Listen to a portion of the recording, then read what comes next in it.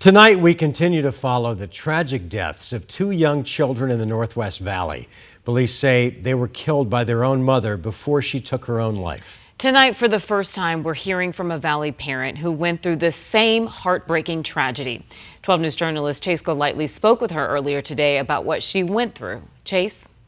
Yeah, Caribe Mark, Hope Hooten tells me it was 2 years ago when her husband murdered their young son and daughter before he turned the gun on himself. Now she's turning her grief into action, pushing for a new law to prevent any other family from going through this.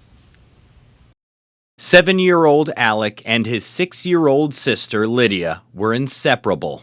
Alec was a bundle of joy. He loved soccer and basketball. My sweet Lydia, she loved sparkles and unicorns, and she had these bright blue eyes. Their mother, Hope Hooten, says in May of 2024, her estranged husband, Brock Mader, killed them both and then himself in surprise. Now I think of them in heaven together, and I just can imagine them playing together, and they're happy. Hooten says she and Mader were going through family court and that he had a history of domestic violence. Still, the judge granted them 50-50 unsupervised custody. In my case, there were huge lethality risk markers, and those were not taken seriously.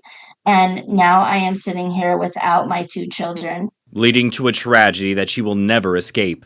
But Hope decided to turn that grief into advocacy. My mission on this earth is to keep my children's legacy alive. Helping craft a bill currently going through the state legislature called the Alec and Lydia Act that would require courts to prioritize child safety over equal time with parents going through a custody battle. That if one of those parents has a history of domestic violence against the other, it should be considered the primary factor of who should get custody. Unfortunately, filicide happens in our country about 2 to 3 times a day. 2 to 3 children a day are passing away at the hands of a parent. We pray and hope that this never happens, but we do know that it will. Then she heard of what happened in Phoenix. A 38-year-old mother firing gunshots at her husband while he was with another woman, then went to their home and killed their 10-year-old son and 2-year-old daughter before ending her own life. Whatever's going on with the parent should never bleed over into a child's safety or children's safety. Hoping with this new legislation, it will prevent the unimaginable tragedy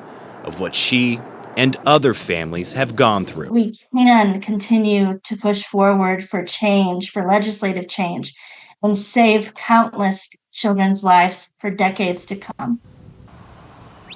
The Alec and Lydia Act is expected to be heard by the Arizona Senate for a full vote in June. Now, Hope told me she doesn't know if this would save the lives of those 2 young children that recently passed in Phoenix, but again, she does believe it will ultimately save lives in the future.